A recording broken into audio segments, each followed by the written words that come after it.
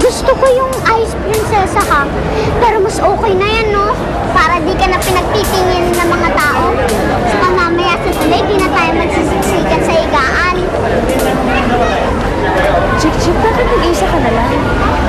Nasaan na yung ama na?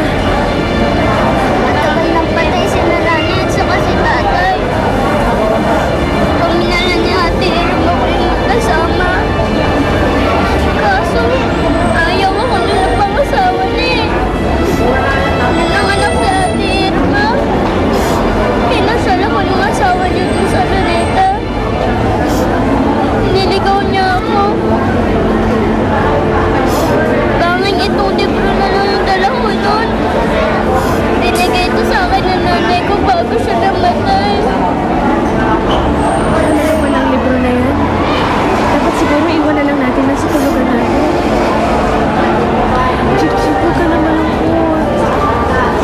Alam mo, hindi ka na nag-iisa ngayon. Kasi nandito na ako. Salamat, Ate Casilda. Teka, yung tatay mo, hindi mo talaga siya hahanapin? Hindi mo talaga alam yung itsura niya?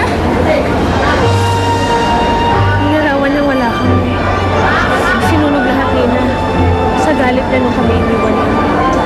Eh, pangalan niya, meron ka? Fernando. Fernando, ano? Ate, paano natin mahahanap ang isang tao? Hindi mo naman alam ang mukha niya at ang kanyang apelyido. Titiyak ko lang na iniwan niya kami para makabalik. Dahil sa mundong ito siya nabibula. Pero ang gusto ko lang gawin ngayon ay hanapin ang labusang pabalik ng kondisyon. Natitiyak ko na may dahil pabalik doon. Chik, gusto ko matuntun yun.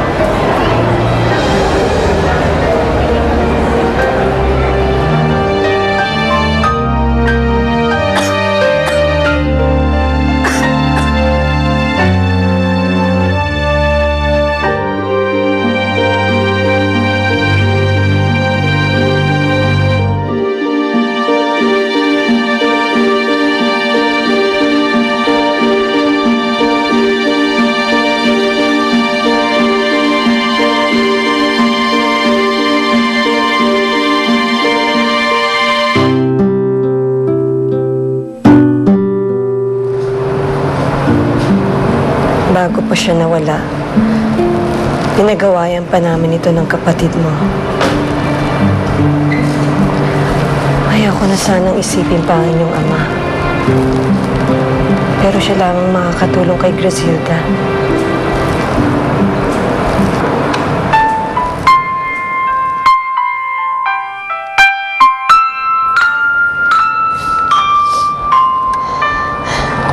Nasa inyong daigdig na siya, Fernando.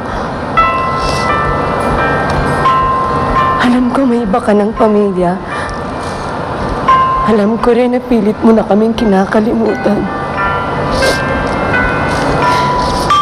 Pero dama ko sa aking puso na yung malasakit ka pa kay Grasilda.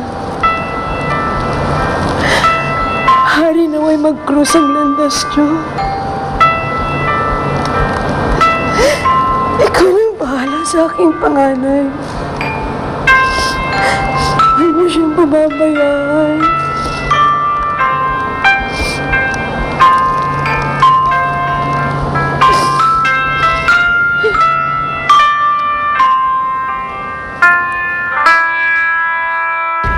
Chik,